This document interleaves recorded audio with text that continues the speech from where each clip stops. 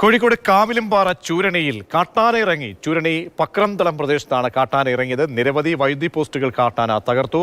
Rahul K V, എപ്പോഴായിരുന്നു Rahul K V ഈ സംഭവം ഉണ്ടായത്? ഇപ്പോഴും കാട്ടാന പ്രദേശത്ത് തുടരുന്നുണ്ട്. എന്തൊക്കെ നാശം വരുത്തിയിട്ടുണ്ട്?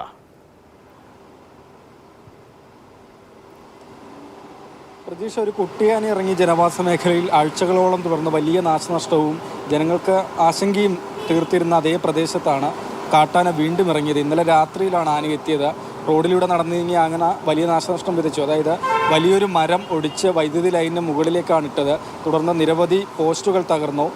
രാവിലെ തന്നെ വനംവകുപ്പ് ഉദ്യോഗസ്ഥർ RRT സംഘമൊക്കെ സ്ഥലത്ത് എത്തിയെങ്കിലും ആനയെ പിന്നീട് കണ്ടെത്താൻ കഴിഞ്ഞില്ല. ആന വനമേഖലയിലേക്ക് കയറുകയാണ് ഉണ്ടായത്. മേഖലയിൽ വൈദ്യുതി ബന്ധം ഇതുവരെ പൂർണ്ണമായും പുനഃസ്ഥാപിക്കാനും കഴിഞ്ഞിട്ടില്ല. അതിനുവേണ്ടി KSEB പ്രയത്നിച്ചു കൊണ്ടിരിക്കുകയാണ്. ഇതാ നേരത്തെ ഇറങ്ങിയ കുട്ടിയാന അതിനെ പിടികൂടി, കൂട്ടം തെറ്റിയെത്തിയ ആനയാണ്. അതിനെ പിടികൂടി വയനാട്ടിലേക്കാണ് വനംവകുപ്പ് കൊണ്ടുപോയിരുന്നത്. വീണ്ടും ആന എത്തിയതോടുകൂടി വലിയ ആശങ്കയിലാണ് ജനങ്ങൾ ഉള്ളത്. വനംവകുപ്പിൻ്റെ പെട്രോളിംഗ് മേഖലയിൽ ശക്തമാക്കണം. ആന ജനവാസ മേഖലയിലേക്ക്, അതായത് ഇന്നലെ രാത്രി ഇറങ്ങിയ ആന കൃഷിയിടത്തിലേക്കോ വീടുകൾക്ക് സമീപത്തേക്കോ വന്നിരുന്നില്ല.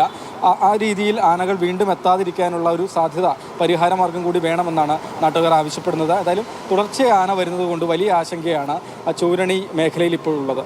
പ്രജീഷ്.